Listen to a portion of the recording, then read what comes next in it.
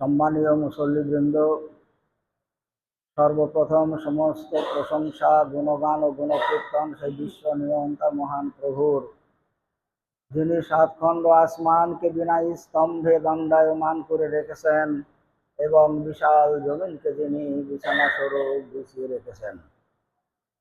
তারপরে পরে আকায়ে নামদার তাজদারে মদিনা মুহাম্মদুর রাসূলুল্লাহ সাল্লাল্লাহু আলাইহি ওয়াসাল্লাম পর হাজার হাজার দরুদ ও শান্তির সুধা বর্ষিত হোক।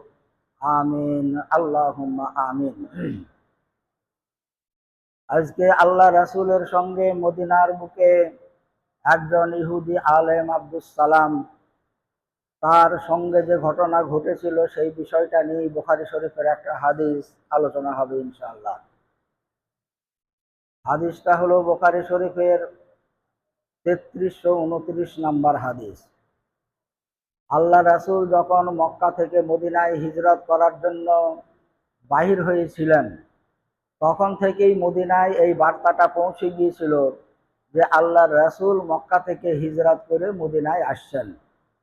তো যেদিন থেকে মদিনার মানুষেরা সেই খবর পেয়েছিলেন, তারা মদিনার বাইরে যে রাস্তায় মদিনায় প্রবেশ করতে হবে সেই রাস্তায় তারা প্রতিদিন সকালবেলায় এসে অসংখ্য মানুষ যারা ইসলাম কবুল করেছিলেন তারা এবং সেই সঙ্গে ইহুদিরাও অনেকেই এসে ভিড় জমাত যে আল্লাহর নবী এই রাস্তায় আসবেন, আমরা প্রথম সাক্ষাৎ করব, তাকে স্বাগত জানাবো।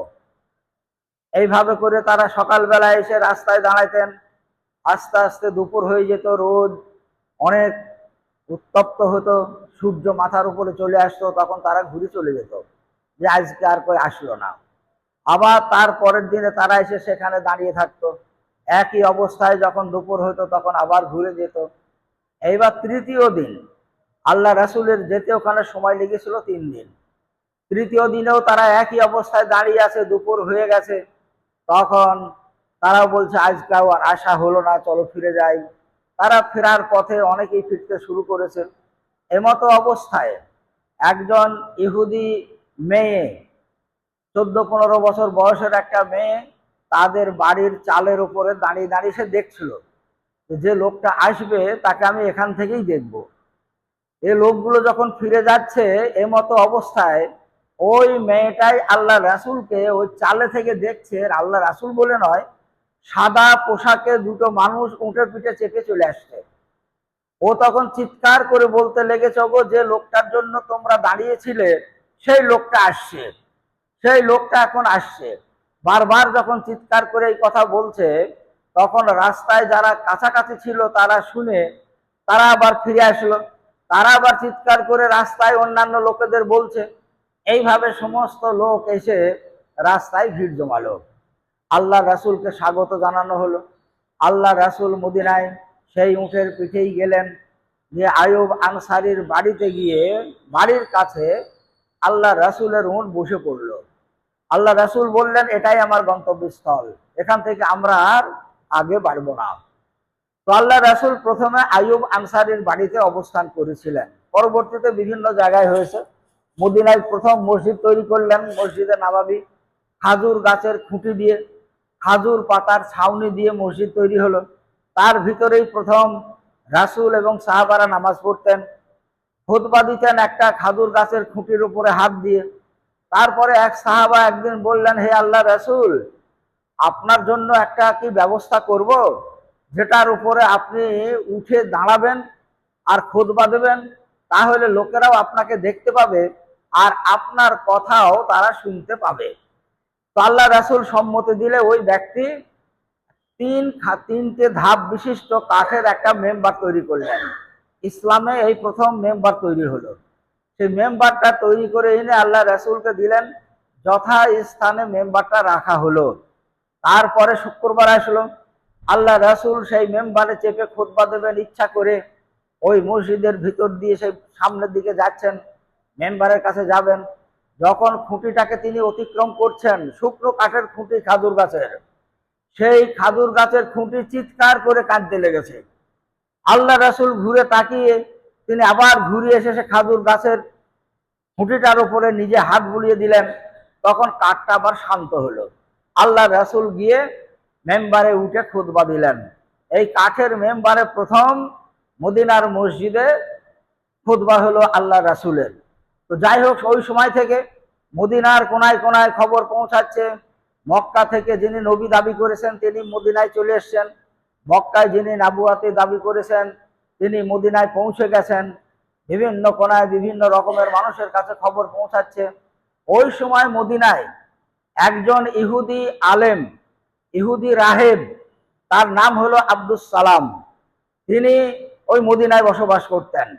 তার কাছেও খবর পৌঁছালো যে মক্কার বুকে যিনি নবুয়াতের দাবি করেছেন তিনি এখন মদিনায় এসে পৌঁছে গেছেন। তিনি নিজে নিজে ঠিক করলেন, কাউকে কিছু না বলে। তিনি বিজ্ঞ মানুষ, তাওরাত পড়েছেন, অতীতের আসমানি কিতাব পড়েছেন, সেই কিতাবে আল্লাহ রাসূলের যে বাশারাত দেওয়া আছে সেগুলা তিনি জানেন। তাই তিনি ঠিক করে একদিন নিজে প্রস্তুতি নিলেন, আমি সেই নবীর সঙ্গে দেখা করব এবং নবীকে আমি পরীক্ষা করব। যদি আমার পরীক্ষায় আমি আমার প্রশ্নের উত্তর যদি তিনি ঠিক মতো দিতে পারেন তাহলে তিনি নবী এবং তার উপরে আমি ঈমান নিয়ে আসব। এই বলে আব্দুস সালাম একদিন আল্লাহ রাসূলের কাছে আসলেন। আল্লাহ রাসূলকে বললেন, আপনি রাসূলের দাবি করেছেন, আপনি নবুয়াতের দাবি করেছেন? তো বলছে হ্যাঁ। তো আমি আপনাকে 3টে প্রশ্ন করব, সেই প্রশ্নের উত্তর কোন নবী ছাড়া অন্য কোন সাধারণ মানুষ দিতে পারবে না। তো আপনি যদি সেই প্রশ্ন 3টের উত্তর দিতে পারেন তাহলে আপনি রাসূল এবং আল্লাহর প্রেরিত, এ বিশ্বাস আমি করব এবং ঈমান নিয়ে আসবো। তো আল্লাহ রাসূল বললেন, ঠিক আছে, তোমার প্রশ্নগুলো বলো। তখন আব্দুস সালাম প্রথম যে প্রশ্নটা করলেন সেটা হলো, কিয়ামতের পূর্বে সর্বপ্রথম নিদর্শন কি হবে, কি আলামত সর্বপ্রথম দেখা যাবে? আল্লাহ রাসূল বললেন, সর্বপ্রথম আলামত হলো আগুন। একটা আগুন বাইর হবে, সেই আগুন মানুষকে তাড়িয়ে হাসরের ময়দানের দিকে নিয়ে যাবে। আব্দুস সালাম ইহুদি আলেম, তিনি বললেন ঠিক হয়েছে। তারপরে যখন দ্বিতীয় প্রশ্ন করলেন, যে সমস্ত মানুষ জান্নাতে যাবে সেই জান্নাতীরা সর্বপ্রথম জান্নাতে গিয়ে তাদের কি খাদ্য হবে? তো আল্লাহ রাসূল বললেন যে জান্নাতে যারা যাবে তাদের সর্বপ্রথম খাবার হবে মাছের কলিজার অতিরিক্ত অংশটা। তিনি বললেন ঠিক আছে। তৃতীয় প্রশ্ন করলেন, সন্তান যখন জন্ম নেয় তখন কখনো তার পিতার আকার আকৃতির সঙ্গে মিল দেখা যায়, আবার কখনো তার মায়ের বা মামাদের মতো আকার আকৃতির মিল দেখা যায়, এটার কারণ কি? আল্লাহ রাসূল সেটারও উত্তর দিলেন, যখন পিতা অগ্রাধিকার পায় তখন পিতার মতো সন্তান জন্ম নেয়, মা যখন অগ্রাধিকার পায় তখন মায়ের মতন হয়। এই 3টি প্রশ্নের সঙ্গে শোনা মাত্র আল্লাহর রাসূল বললেন, আপনি এই প্রশ্নগুলা করার আগে আগেই জিবরাইল আলাইহিস সালাম এই বিষয়ে আমাকে অবগত করে গেছেন। তো আব্দুস সালাম বললেন, আরে জিবরাইল তো ইহুদিদের দুশমন, তিনি তো ইহুদিদের শত্রু, তিনি আপনার কাছে এসেছিলেন? তাহলে হ্যাঁ।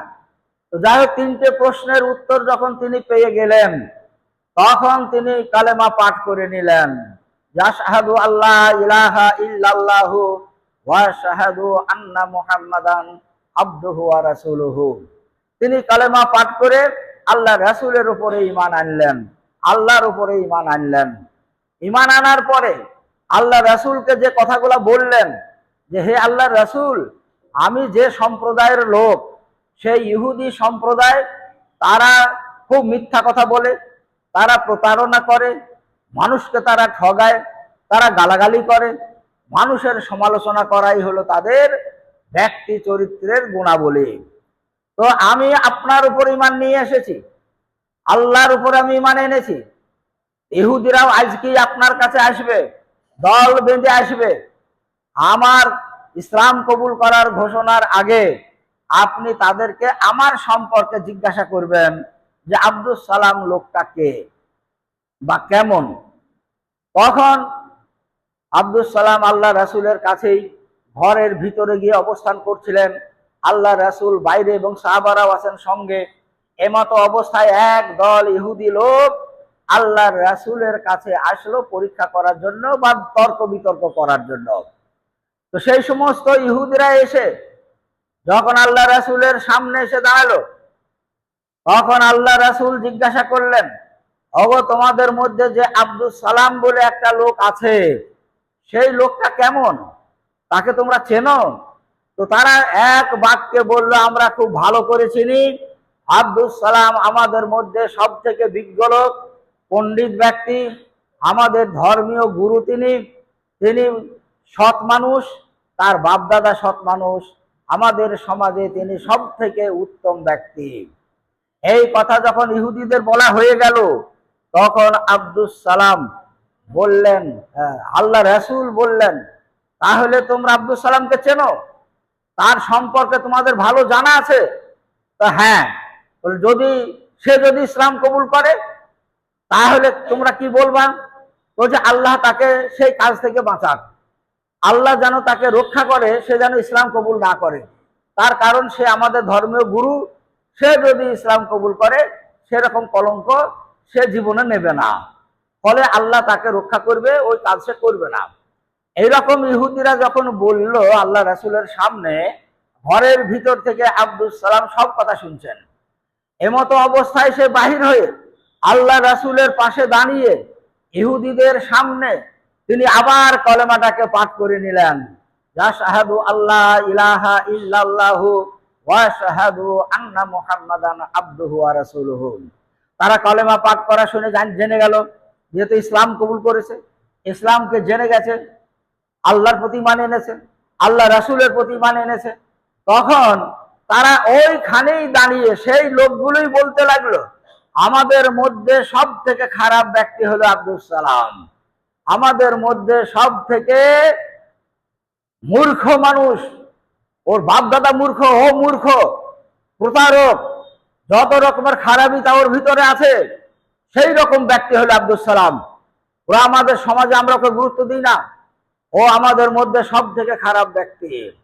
তাহলে ওই লোকগুলো 2 মিনিট আগে যে কথাগুলা বলল, আর আব্দুস সালাম বার হয়ে যখন শাহাদাত শুনিয়ে দিলেন, তখন তারা এক বাক্যে তার বিপরীত কথা বলল ইহুদিরা।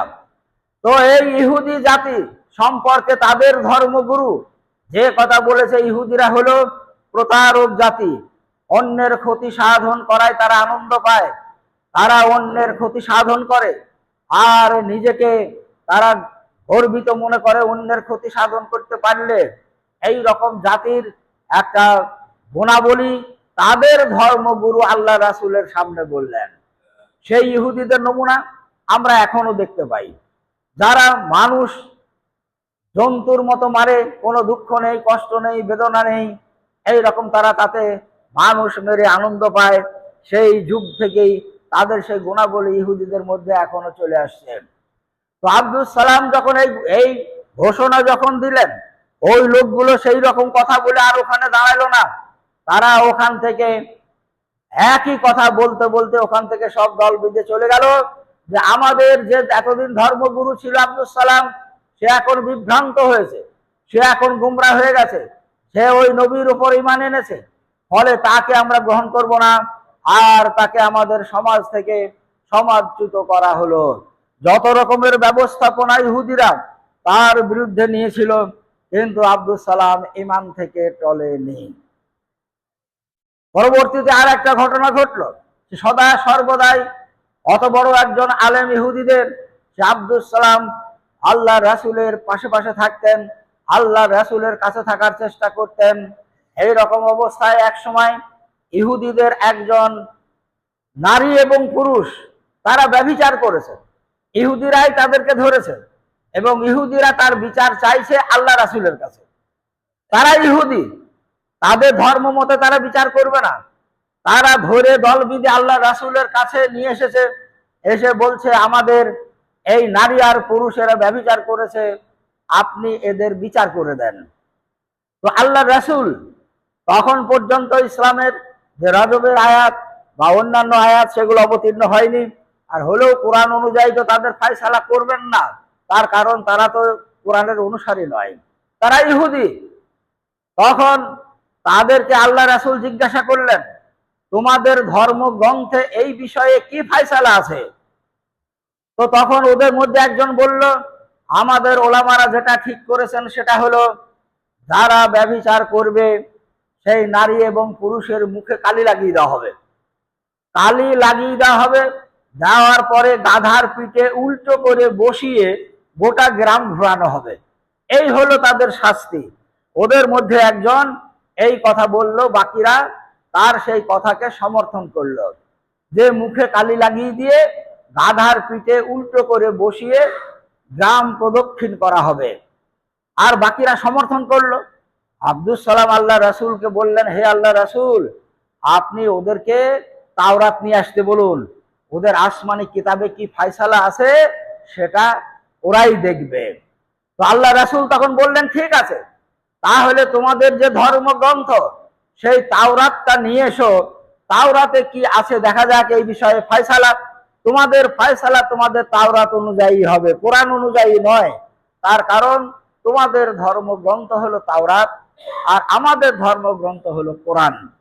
তো আল্লাহ রাসূলের কথা অনুযায়ী তারা সেই তাওরাত এনে আল্লাহ রাসূলের সামনে হাজির করলো। আল্লাহ রাসূল বললেন, বার করো তাওরাত, যেখানে এই বিষয়ে আলোচনা আছে। ওদের ভিতরে একটা পড়াশোনা করা মানুষ, জানা লোক, সে তাওরাতটাকে খুলে যে জায়গায় রজমের কথা আছে সেই জায়গাটায় হাত দিয়ে তার আগে পরে পিছনে এইগুলা সব পাঠ করতে শুরু করেছে। আব্দুস সালাম আল্লাহ রাসূলের সঙ্গে আছেন, তিনি ব্যাপারটা দেখছেন। আগেই তো বলেছেন যে ওরা হলো প্রতারক, ওরা মিথ্যুক, ওরা মানুষকে ঠগায়। এখানেও সেই আল্লাহ রাসূলের সামনে তাওরাতের পাতার উপরে সেই জায়গাটায় হাত দিয়ে তার সামনের দিক দুই পাশে এইগুলাকে পাঠ করছে। আব্দুস সালাম এই অবস্থা দেখে আল্লাহ রাসূলকে বললেন, হাতটা সরাইতে বলুন, হাতটা সরাইতে বলুন, তখন ফয়সালা তো আল্লাহ রাসূল করবেন। এইবার যখন আল্লাহ রাসূল বললেন, এই তুমি হাতটা তোলো, হাতটা তোলো, গোটা পাতাটা ফাঁকা হয়ে যাক, তখন সে হাত তুলতে বাধ্য হলো। এবং আব্দুস সালাম দেখালেন, এই দেখেন এই আয়াতটাকে ও হাত দিয়ে ঢেকে রেখেছিল, আয়াতটাকে ঢেকে এদিক ওদিক পাঠ করছে। মূল ফয়সালাটা তো এইখানেই আছে। দেখা যাচ্ছে সেই জায়গাটা পাঠ করে তাদের সেই তাওরাতেও আল্লাহ তাআলা বিবাহিত পুরুষ এবং নারীদের ব্যভিচারের ফয়সালা রজমের আছে, তাওরাতেও আছে। তাই যখন দেখা গেল, তখন আল্লাহ রাসূল বললেন, দেখো তোমাদের কিতাবের ফয়সালা, তোমাদের আসমানি কিতাবের ফয়সালা, তোমাদের ধর্মীয় কিতাবের ফয়সালা, এতে তোমাদের রজমের কথা আছে। ফলে তোমাদের কিতাব অনুযায়ী এই নারী এবং পুরুষকে রজম করতে হবে। তখন ইহুদিদের মধ্যে অনেক লোক তারা বলল, তারা কিতাব সম্পর্কে খবর রাখতো না, তাদের তাওরাত সম্পর্কে সব লোকে জানতো না। মুষ্টিমীয় যারা আলেম, মুষ্টিমীয় যারা রাহেব, তারাই সেই কিতাব সম্পর্কে খবর রাখতো এবং তারা সাধারণ মানুষকে ধোঁকা দিয়ে প্রতারণা করে নিজেদের মতো করে তারা ফয়সালা দিত তাওরাতের নাম দিয়ে। তাই এখানে যেমন তারা প্রথমেই বলল, আমাদের আলেমরা ঠিক করেছে মুখে কালি লাগিয়ে গাধার পিছনে গাধার উপরে উল্টো করে বসিয়ে গ্রাম প্রদক্ষিণ করলেই এর শাস্তি হয়ে গেল, সেটা ছিল তাদের প্রতারণা। এখানে যখন কেতাবে দেখা গেল, আল্লাহ রাসূল বললেন, তোমাদের কেতাব অনুযায়ী এই তাওরাতের ফয়সালা অনুযায়ী তোমাদের দুইজনকে এখানে রজম করতে হবে। তারা ছিল বিবাহিত নারী এবং পুরুষ।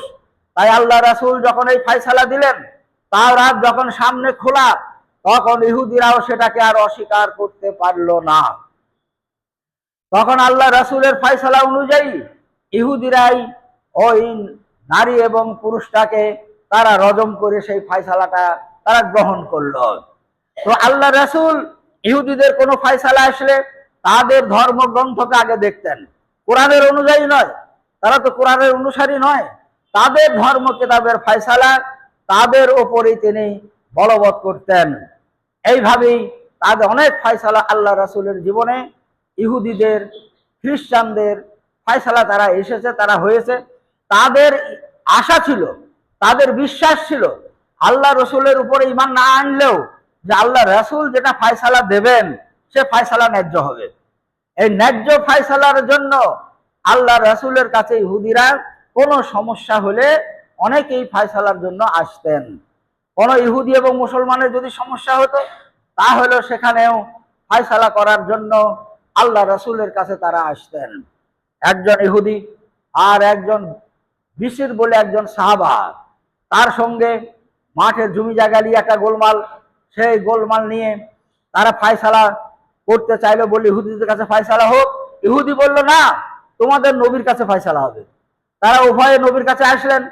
নবী দুই দিককার কথা শুনে যে ন্যায্য ফায়সালা সেটা হলো ইহুদিদের পক্ষে, তিনি ইহুদিদের পক্ষে রায় দিলেন।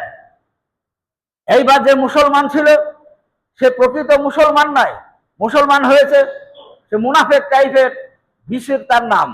সে দেখলো ফায়সালা তো আমার মন মতো হলো না, ইহুদির দিকে চলে গেল। সে তখন বলল, এক কাজ করো, হযরত উমরের কাছে যাই, চলো ফায়সালা নিয়ে। তো ইহুদি বলল, সেখানে যাবা? তা চলো। তখন দুইজনে হযরত উমরের কাছে গেলেন। হযরত উমরের কাছে গিয়ে বললেন, এই এই ব্যাপার, আমাদের এই ফায়সালাটা করে দেন। ওর মধ্যে ইহুদিরা ছোট্ট করে বলল যে আমরা রাসূলের কাছে গিয়েছিলাম আর রাসূল আমাদের এই ফায়সালা দিয়েছে, তারপরে উনিই বললেন যে চলো হযরত উমরের কাছে আমরা যাই, তার কাছে গিয়ে আমরা ফায়সালা নিয়ে আসি, সেই জন্য এলাম। হযরত উমর দেখলেন আল্লাহ রাসূলের কাছে ফায়সালা নেওয়ার পরে আবার আমার কাছে ফায়সালা নিতে এসছে। আচ্ছা ঠিক আছে, ফায়সালা আমি করে দিচ্ছি, তোমরা বসো। এই বলে